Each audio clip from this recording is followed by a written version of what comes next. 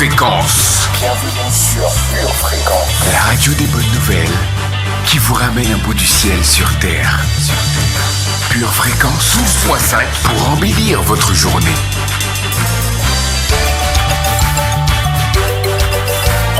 Bienvenue sur Pure Fréquence. Hello la famille, bienvenue sur Pure Fréquence 12.5. Réjouissons-nous car la joie du Seigneur est notre force. Merci Seigneur pour cette semaine qui s'achève car tu nous as gardés sous ta protection. C'est le cœur joyeux et reconnaissant que nous t'accueillons Saint-Esprit. Sois le bienvenu. Réjouissez-vous toujours dans le Seigneur. Je le répète, réjouissez-vous. Philippiens 4, verset 4. Notre itinéraire ce matin, récupérer les informations météorologiques, faire le plein de la parole de Dieu. Ensuite, nous serons prêts pour la dernière étape de cette semaine de contre-visite. Pour finir, je vous laisse la parole avant un enjaillement collectif en musique pour célébrer la résurrection de notre Sauveur. Car vous avez besoin de persévérance, afin qu'après avoir accompli la volonté de Dieu, vous obteniez ce qui vous est promis. Hébreux 10, verset 36. Vamos, direction la zone de décontamination, zone de prière. Prenons le psaume 103, du verset 1 au verset 5. Mon âme bénit l'Éternel. Que tout ce qui est en moi bénisse son saint nom. Mon âme bénit l'Éternel et n'oublie aucun de ses bienfaits. C'est lui qui pardonne toutes mes iniquités, qui guérit toutes mes maladies. C'est lui qui délivre ma vie de la fosse, qui me couronne de bonté et de miséricorde. C'est lui qui rassasie de bien ma vieillesse, qui me fait rajeunir comme l'aigle. Amen. Passons à la météo.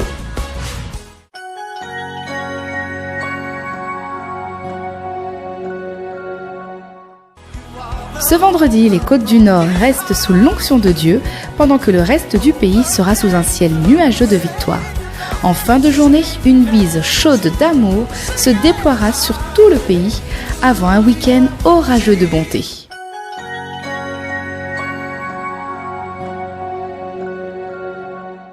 Bienvenue sur Pure Fréquence. Je ne sais pas vous, mais c'est l'heure de l'un de mes moments préférés, se remplir de la parole de Dieu. Allons ensemble en Luc 24, du verset 1 au verset 8.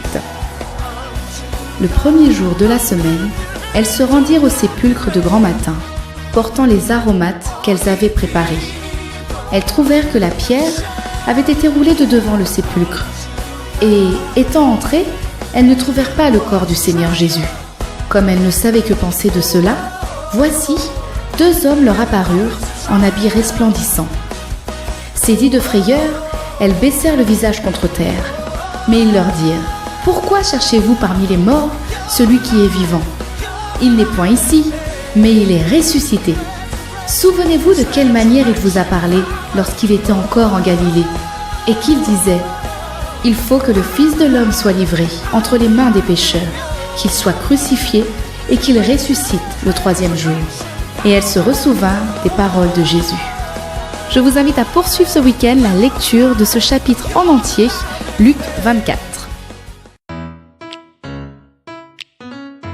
Une tasse de l'assurance Jésus est une raison suffisante pour se réveiller chaque matin. Passe aux choses sérieuses, procure-toi cette assurance.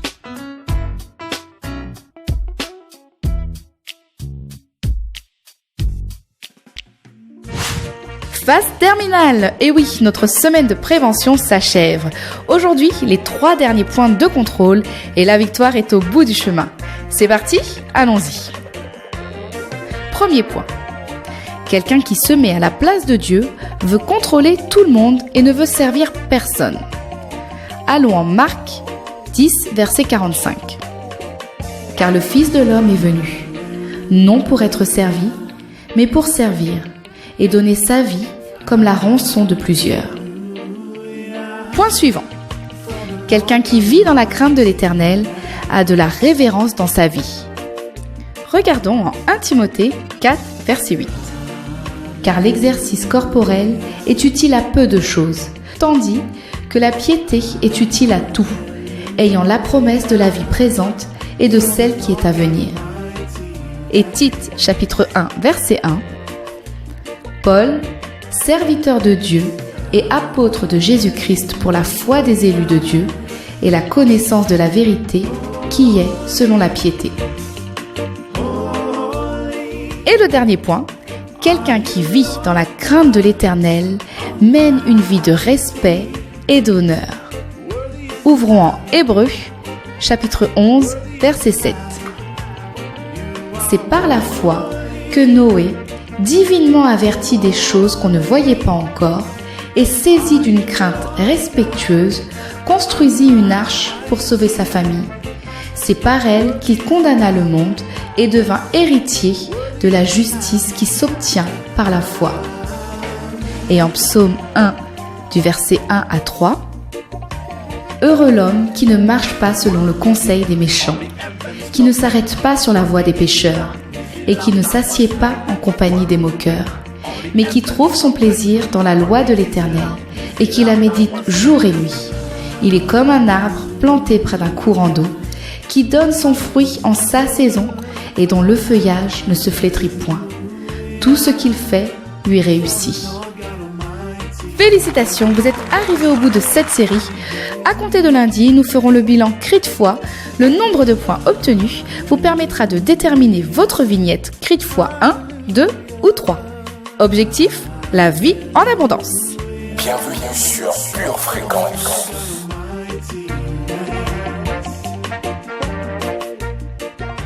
Aujourd'hui, un témoignage spécial pour un week-end spécial. Notre Sauveur est vivant et puissant. Bonjour à tous. Bonne nouvelle. Notre frère de Compiègne s'est réveillé après plus de 2 semaines passées en réanimation. Gloire à Dieu. On continue à prier jusqu'au rétablissement total. Notre papa est puissant. Quelle merveilleuse nouvelle! Et ce n'est pas fini, car nous allons de victoire en victoire. En te célébrant, j'aurai la joie sur les lèvres, la joie dans mon âme que tu as délivrée. Psaume 71, verset 23. Et c'est parti! Célébrons en musique la résurrection de notre Sauveur. Et n'oubliez pas, gardez vos yeux fixés sur Jésus et restez connectés à la batterie de Dieu. Bienvenue sur Pure Fréquence. Worthy is the Lamb.